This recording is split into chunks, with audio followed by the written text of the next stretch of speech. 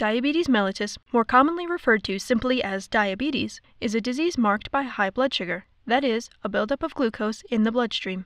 Glucose is a very simple form of sugar, and it is the body's main energy source. After food is digested and the more complex sugars are broken down into glucose, the glucose enters the bloodstream, where it circulates throughout the body. However, in order for the cells of the body to use glucose for energy, a chemical called insulin must help the glucose exit the bloodstream and enter the cells. Insulin is produced by the pancreas, an organ located just behind the lower stomach. In people with type 1 diabetes, the cells of the pancreas that produce insulin are attacked and killed off by the body's own immune system, so little to no insulin is produced and glucose is left to build up in the bloodstream. In people with type 2 diabetes, the pancreas produces insulin normally, but the body's cells become resistant to its effects. Therefore, the pancreas must work harder to produce enough insulin to bring a sufficient amount of glucose into the cells. Over time, the pancreas cannot keep up with the demand for insulin, and glucose builds up in the bloodstream.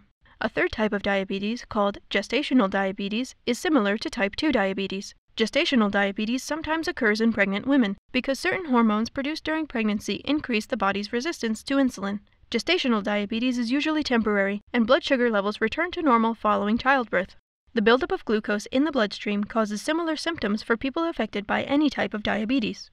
These symptoms include increased thirst and urination as the body tries to expel excess glucose from the bloodstream, fatigue, hunger, and weight loss as the cells of the body are starved of their energy source, and vision problems, sores, and nerve pain as the buildup of glucose in the bloodstream damages small blood vessels. In type 1 diabetes, these symptoms often appear suddenly during childhood or adolescence, as some environmental factor, like an illness or exposure to harsh weather, triggers the immune system to attack the pancreas. For this reason, type 1 diabetes was once called juvenile diabetes, but further research has shown that type 1 diabetes can be triggered later in life, and type 2 diabetes may appear early in life.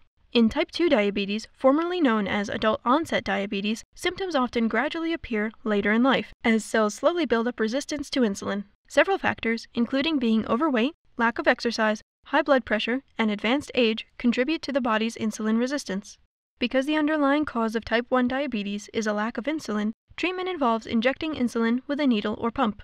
While those with type 1 diabetes are urged to monitor their diet and exercise, type 1 diabetes is irreversible and cannot be controlled with a healthy lifestyle alone. Type 2 diabetes may be controlled with changes to diet and lifestyle, oral medications, or insulin injections, depending on how far the disease has progressed. Another archaic term for type 1 and type 2 diabetes was insulin-dependent and non-insulin-dependent diabetes, respectively, but these terms are no longer used, as some type 2 diabetics require insulin to regulate their blood sugar levels. An essential part of treatment for any type of diabetes is the tracking of blood sugar levels with a glucose monitor.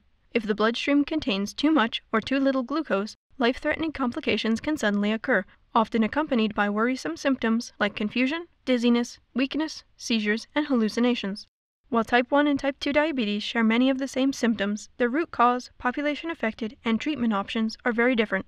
Understanding these differences will give you a better understanding of the lives of the over 400 million diabetics worldwide.